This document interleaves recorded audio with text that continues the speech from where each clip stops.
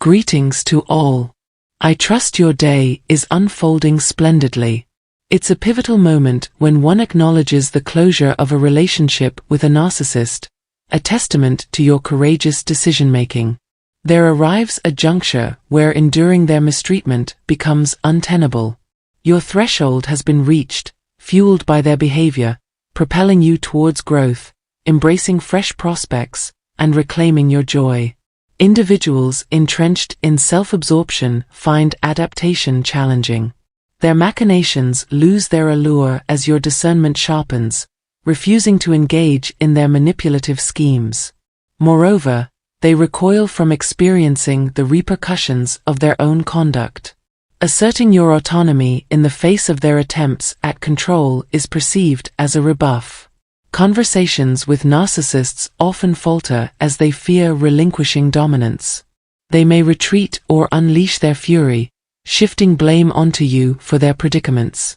In their bid to regain ascendancy, they resort to denigration, labeling you as self-centered, indifferent, or even ascribing narcissistic traits to you. Once they know they can't trick you anymore, they might say sorry in a fake way. When someone says, I'm sorry if you felt or I'm sorry, but you didn't, they're putting the blame on you. It's important to know that a narcissist's main goal is to satisfy their own wants, so any change in their behavior is probably only temporary. This is especially true if they haven't found other people to approve of and support them. Narcissists often make big claims about the future, even though they know they won't keep them, in order to get you to fall back into their schemes. They also actively look for new fans and romantic interests if they're unhappy in the relationships they're in now. If you have a brother and the narcissistic parent thinks you're not living up to their standards, they will turn their attention to your sibling right away. They might make you look like the bad guy and call you rude and greedy. Narcissists expect the greatest respect, even though they are often rude. Any sign that you don't respect them makes them very angry. They might even look for comfort in a brother or step-sibling to make you feel even more envious.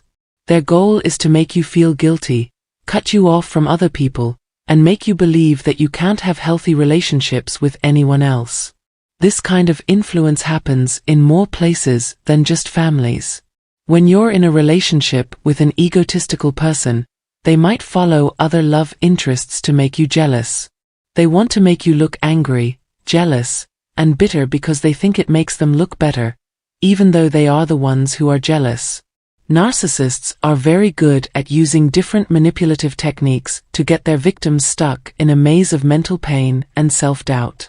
They stubbornly refuse to take responsibility for their actions. Instead, they put the blame on their victims and make them feel guilty as a way to avoid taking responsibility. People who have been abused by narcissists often go through a lot of inner turmoil because they don't know whether to stay involved with these bad people or break free. This inner conflict is often made worse by the narcissist's constant gaslighting, in which they blame their victims for their flaws and make them look angry, cruel, and self-centered. When a narcissist wants to hurt your image, they use sneaky methods. They are good at making stories where they are either the brave hero or the helpless victim, depending on who they are trying to trick. This sneaky manipulation makes you feel even more alone and makes you blame yourself more, making you think that you are the cause of all problems. Narcissists get their friends, who are often called flying monkeys or enablers, to attack you by making themselves look like victims. This makes you feel even more alone and reinforces the story of what they think you did wrong. Narcissists may take their behavior to the legal level in their never-ending quest for power, using lawsuits or other legal tricks to get what they want. They might make you so angry that you need to go to court to stop them, like when you need a restraining order or are going through a difficult divorce or co-parenting plan. All of these situations require legal action to stop them from being so controlling. It's important to know that narcissists don't have the empathy to understand or care about how their actions affect other people, even if they still have hope for a better result by trying something different. Ultimately, in the narcissist story, you are always at fault, no matter who starts the legal process, you against them or them against you. It's common for narcissists to act concerned and helpful, but this is just another way they try to control the situation so they look like the hero or the victim. Their main goal is to get people in the courtroom to admire or feel sorry for them. The target, on the other hand, is often made to look crazy or unsafe because the narcissist is so good at manipulating people. The narcissist's plan is to put the blame on you, making you look like the cause of all their problems and making it seem like they are going through too much trouble. When they feel like they're losing control or being treated unfairly, they may cut all ties with you to regain control and give the impression that they are still in charge. When you finally decide to end your relationship with a narcissist, it's usually after you've tried everything to keep it going. You've probably been thinking about what you did, maybe even taking too much responsibility for the problems, and feeling guilty about cutting ties. Making such a choice can be hard on your emotions because it goes against your desire to fix things and grow relationships. Narcissists, on the other hand, have a very different view when they decide to cut you off. In their eyes, you are the only one to blame for any problems they see, so by their twisted logic, you should be thrown out. They're hoping that you'll admit that you did something wrong and try to make peace with them, which will lead you into their trap. No matter what you say, they are ready to either ignore your attempts to make peace or take advantage of you even more. Narcissists are very good at using events to get what they want. If you don't give in to their tactics and give them your full attention, they may decide to end the relationship as a strategic move, without thinking about or admitting their own flaws. They'll probably make fun of you, saying that you're tough or don't understand their situation. This story helps their ego in two ways. It lets them play the victim and get pity, while also putting the blame on you for not doing what they want. It's like the game over for the narcissist. The longer you fight back against their lies and trickery, the more likely they are to end the relationship. They run away to protect their ego, leaving you to pick up the pieces. When dealing with a narcissist, it's important to realize that this result may be the best one, even if it causes you pain. It cuts them off from your power, letting you heal and move forward without their harmful impact getting in the way. Everyone who has watched this video is welcome to share their thoughts and ideas in the area below the video's comments. Your thoughts and experiences can help and comfort people who are going through similar problems.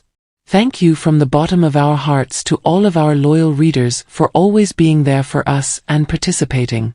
Your being here means a lot to us. Happy to have you join us for the first time. Giving you more information about narcissistic behaviors on this channel will help you deal with relationships with narcissistic people better.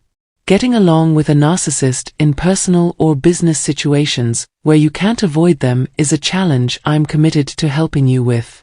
My goal in sharing different ideas and tactics is to give you useful tools to get past the problems that narcissistic and emotional abuse cause. I want you to subscribe if you like the videos on this channel and think they can help you on your path to healing and growth. Let's start this life-changing trip together, using your knowledge and our advice to make way for the happy and peaceful life you deserve. Remember that every step you take forward, no matter how small, is one step closer to taking back control from a narcissist. Say goodbye for now, and find comfort in the fact that you have the power to make today amazing. Once they realize you found them, this is what the narcissist will do. When individuals uncover the true nature of narcissists, the latter engage in specific behaviors. While people may sense mistreatment, they might not fully grasp the gravity of the situation. Recognizing manipulation and linking the other person's conduct to a severe mental disorder, like narcissism, proves challenging. This lack of comprehension, combined with their emotional turmoil, frequently ensnares individuals in a relationship with the narcissist. Faced with mistreatment, they may opt to stay low-key, avoiding actions that might provoke the narcissist. Alternatively, they may strive to improve the situation by showering the narcissist with compliments or going above and beyond in various aspects of their relationship. Regrettably, these endeavors rarely lead to the intended positive outcomes. Some may attempt to address the issues by suggesting therapy sessions with the narcissist, encouraging them to attend counseling alone, or even engaging in therapy themselves, believing they contribute to the problem. However, these efforts offer minimal assistance in gaining a genuine understanding of the narcissist's actions. For certain individuals, the stark reality eventually becomes apparent. They may recognize that they are entangled with a narcissist, or at the very least, acknowledge the person as a consistent abuser, manipulator, and deceiver. Nevertheless, they come to the conclusion that this individual is the root cause of significant challenges in their lives. This realization often emerges during an extended period of devaluation. For secondary non-intimate partners, the realization may dawn after experiencing multiple instances of being sidelined and enduring repetitive devaluations. In the case of secondary intimate partners or those engaged in covert affairs, this awakening might occur more swiftly due to their deeper emotional investment in a relationship. Regardless of whether one is a primary intimate partner, a secondary partner waiting in the wings, or involved in a clandestine affair, be it a family member, friend, colleague, or neighbor without romantic involvement, there will likely come a moment when the recognition sets in that they are dealing with either a narcissist or an individual who consistently generates problems. So what unfolds if you opt not to follow the aforementioned misguided paths? You may decide to confront the individual, accusing them of being a narcissist, or directly labeling them as manipulative, abusive, and dishonest. What transpires when the narcissist realizes that you have unraveled their true character? An essential point to highlight is that most narcissists don't actually comprehend that you've exposed their true nature, because they themselves are unaware of it. The majority of narcissists fall into the lesser and mid-range categories, remaining oblivious to their own behavior. It's not as if they're pondering, "I'm aware that I'm a narcissist, and now this person has deciphered my true nature. What should my next course of action be?" Or, "I acknowledge that I manipulate, deceive, and abuse people. Oh no, they discovered my true identity. What should my ensuing step be?" Contrary to what one might assume. No, they lack insight into their own nature. Consequently, when directly confronted with accusations of being a narcissist or manipulator, they find themselves thoroughly surprised. Such an allegation leaves them startled and taken aback. This reaction may be challenging for some to believe, stemming from a lack of experience in understanding narcissism, the sway of emotional thinking, and the tendency to perceive the situation from your own viewpoint, rather than that of the narcissist. It's crucial to grasp that in most instances, when narcissists are informed they are a narcissist or accused of being abusive and manipulative, they genuinely do not accept it. They are not covertly acknowledging the truth while pretending denial. In cases involving highly self-aware narcissists, where they acknowledge and comprehend that you've uncovered their true nature, the dynamics are different. Nevertheless, whether you accuse a self-aware or unaware narcissist, their initial response will invariably be denial. They may counter with statements like, "No, I'm not. What are you implying?" That's absurd. This denial serves as their tactic to neutralize the threat your accusation poses to their control. Should you persist in labeling the person as a narcissist or insisting that they are a deceiver and manipulator and they persistently reject these claims, their narcissistic tendencies will drive them to employ alternative forms of manipulation. The narcissist might opt to disengage, dismiss your assertion of their narcissism, or even turn the tables by accusing you of being the narcissist. They may resort to physical aggression to silence you or embark on an elaborate monologue filled with convoluted language, all in an attempt to refute your allegations. In specific scenarios, a moderately self-aware narcissist may reply by stating something like, "I can comprehend why you might perceive me as a narcissist. I understand how you reached that conclusion and why it troubles you." It's noteworthy that this statement doesn't involve an acknowledgement of guilt. They might elaborate, "I recognize some similarities, but I don't believe it's entirely accurate. Perhaps I display certain traits, but I wouldn't classify myself as a full-fledged narcissist." Or even, "Yes, I can see why you interpret things that way. There are moments when my behavior might give that impression. Maybe I need assistance." However, as our exploration of this subject has revealed, such responses are not genuine admissions of guilt. Instead, they constitute a